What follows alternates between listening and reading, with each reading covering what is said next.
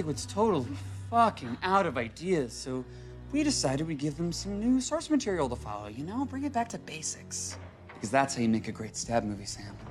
Many movie buffs do like to complain about that there is no originality in Hollywood anymore, that there is too much reliance on the comic book genre, sequels, prequels, and a more recent term, the legacy sequel. In this video I will be talking about how the legacy sequel is used in Hollywood, both with good examples and with some bad examples, and how you make a good legacy sequel and why in some cases legacy sequels fall flat.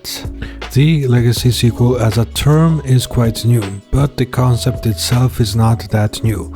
If we go back all the way to the 80s, the movie The Color of Money with Paul Newman and Tom Cruise is a legacy sequel to the movie The Hustler. Paul Newman's character is in both movies, and both movies have similar beats in them and connect very well.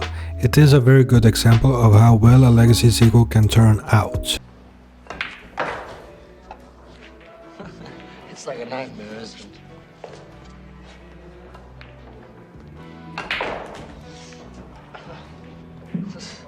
It just keeps getting worse and worse, doesn't it?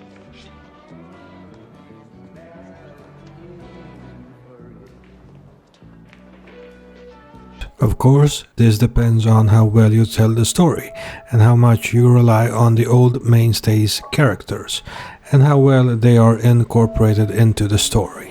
Now we'll go over some examples of legacy sequels that vary in quality. I will be doing this with several examples, both old and more recent ones. The overall issue with legacy sequels is that they rely too much on nostalgia. It's like replaying your greatest hits again, doing what resonated with fans and the general public once and try to do the same thing again. Sure, you introduce new characters, but when they are introduced, it's usually the same story beats that are told once again, just with new faces. The biggest issue I have with the legacy sequel is that for the most part they are redoing the original or other older entries in the franchise, instead of, while adding new characters, also adding a new story to it. Introducing characters we have seen before is not that bad, if those legacy characters have their own arcs and don't just pop in because people already know about them, and it brings a sense of familiarity and nostalgia. It is kind of a cheap way to bring in fans that know the franchise. The biggest culprit of this is the Star Wars franchise, and in particular The Force Awakens. We get to know the new character of Rey, but she is very similar to Luke Skywalker, to the point of being a female Skywalker. I did like The Force Awakens as a movie, but as a whole we needed a palate cleansing after the prequel movies. Even though I don't think those were awful, they were dragged down mainly because of bad acting and bad dialogue. But The Force Awakens had many similarities to A New Hope. Rey is very similar to Luke. Many story beats are very similar to A New Hope. But it did have some unique aspects to it, like having a stormtrooper turn good and see his perspective for a bit. But that wasn't executed as well as it could have been. It is an interesting aspect, but it is totally wasted with Finn as a character, as the movies go on. He becomes a secondary character as the trilogy went on. Also, other aspects that were similar is that we got a new main villain that was a lot like the Emperor, and it could have done a lot more with Snoke too. Instead, he just became a tool to bring Emperor Palpatine back to the franchise again. Message. We've decoded the intel from the First Order spy, and it confirms the worst. Somehow Palpatine returned. And that was the biggest mistake the sequel trilogy made. They were too reliant on what happened before in the franchise. It is not developing the franchise further, it's just rehashing what we have seen before. And don't even get me started with the legacy characters here. Luke, Han and Leia. For the most part they are all wasted here, except for Han Solo. Han Solo at least has a good closing arc in the franchise, and that was what Harrison Ford wanted for a very long time, to give Han Solo a good and meaningful ending in the story, and I think they managed to do that very well. But Luke and Leia are just wasted here. Luke has changed a lot, but it's not a main issue for me that he is changed. He is older and it's been many years since we saw him in Return of the Jedi. It's just that the character doesn't really have a clear function in the new trilogy. They make the most cliché choices with his character, that it became ridiculous. The Last Jedi tried to give more meaning and it partially worked, but when you kind of don't get to know why the character is the way he is at the moment, then you kind of don't care what he does later on. We should have gotten an arc with Luke that showed why he had become the way he is, except for just Ben Solo betraying him. But that's enough about Star Wars. There are many worse offenders when it comes to legacy sequels. Speaking of worse offenders, the Texas Chainsaw Massacre from 2022 that was produced by Netflix was on the surface a very fun movie, and well made considering the older sequels that have come out of this franchise. But at the same time it was very dumb and kind of a run-of-the-mill slasher, which didn't really hold a candle to the original movie. And if we talk about really insulting your fan base, we have to talk about the use of the legacy character Sally Hardesty. Here is how Netflix chose to use a legacy character in a direct sequel to the original Texas Chainsaw Massacre movie. And to clarify, this is just an outtake of her part in the movie and how she is used. Sally Hardesty, the sole survivor of Leatherface's previous killing spree and now a battle-hardened Texas Ranger, learns of Bruce's attack and heads out to investigate. At the orphanage, Melody discovers the papers and realizes that Ginny was wrongfully evicted. Leatherface arrives at the orphanage and attacks Dante, mutilating him. Melody hides as Leatherface retrieves his chainsaw from his bedroom. A thunderstorm hits Harlow as night falls, and Catherine and Lila take cover in a bus with the buyers. Dante manages to stumble out of the orphanage where he is discovered by Richter before bleeding to death. Richter enters the orphanage and is attacked and killed by Leatherface. Melody retrieves the car and bus keys from his body before fleeing the house, reuniting with Leela. They get on the bus, pursued by Leatherface, who slaughters all of the people aboard, including Catherine. Melody and Lila escape the carnage and come across Sally, who locks them in her car before entering the orphanage to finally confront Leatherface. She holds him at gunpoint, demanding he remember the pain he inflicted on her and her friends, but is met by only silence before Leatherface walks away. Leatherface then attacks the sisters in Sally's car, but they are saved by Sally, who shoots him. Sally gives Melody the keys to drive away before pursuing Leatherface. Leatherface ambushes and fatally injures Sally. That is basically how they chose to use a legacy character, and it was a total disgrace and letdown. Say my name. Say you know me. Say you know what you did to my friends.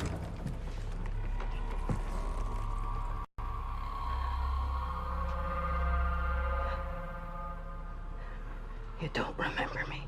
Texas Chainsaw Massacre movie from 2022 is a direct sequel, which is a quite frequent event when it comes to legacy sequels. You remove, if not all, but most of the original movies that came after the first movie in the franchise, and you make a sequel to that first movie in hopes to spark some more interest and not be held down by the later, usually bad sequels. Instead, you make a direct sequel with returning characters from the original movie.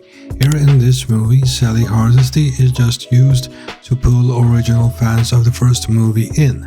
She is really wasted in this movie, she has very limited screen time, and they seem to have copied what Halloween 2018 did, but in a much worse way. At least Laurie Strode had 3 new movies. Sally Hardesty here is the most obviously cash-grabby way I have seen a legacy character get used. Nothing against the actress that plays Sally Hardesty in this movie.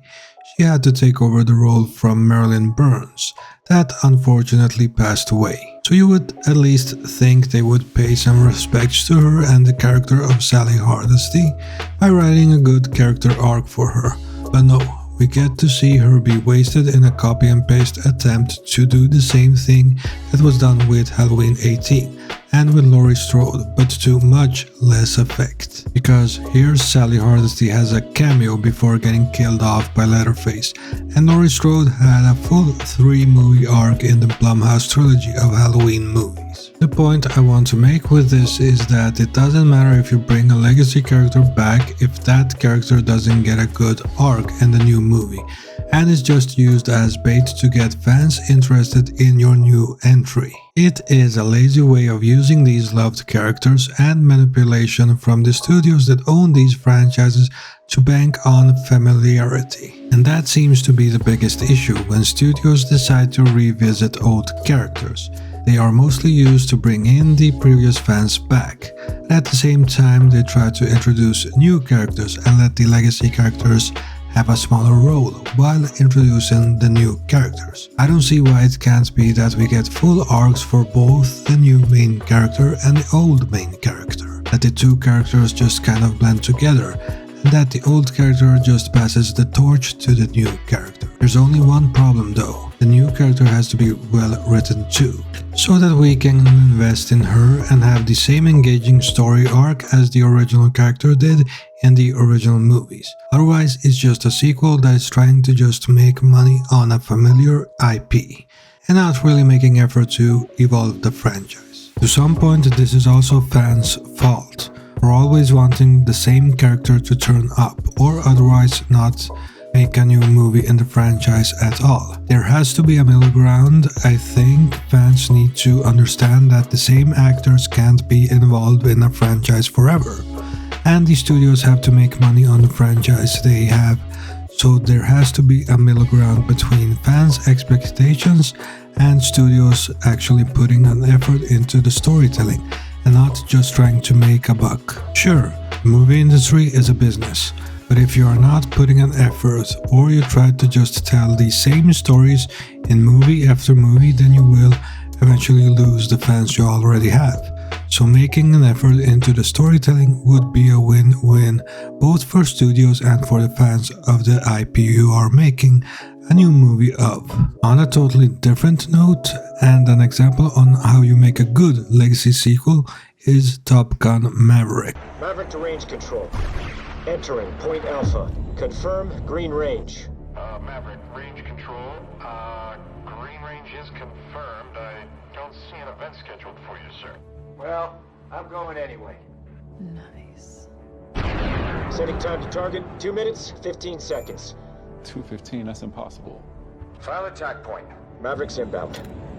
This sequel was talked about for decades before it was made, mainly because Tom Cruise wasn't interested in making a sequel to it until he had found a good enough story for it. 35 years later, after the original movie, Top Gun Maverick was made, and the movie really exceeded expectations. Sure, it had similar things that were in the first movie, but the character development was very good in this, and we got a story that felt natural to do. And the movie fully also stands on its own, as its own story.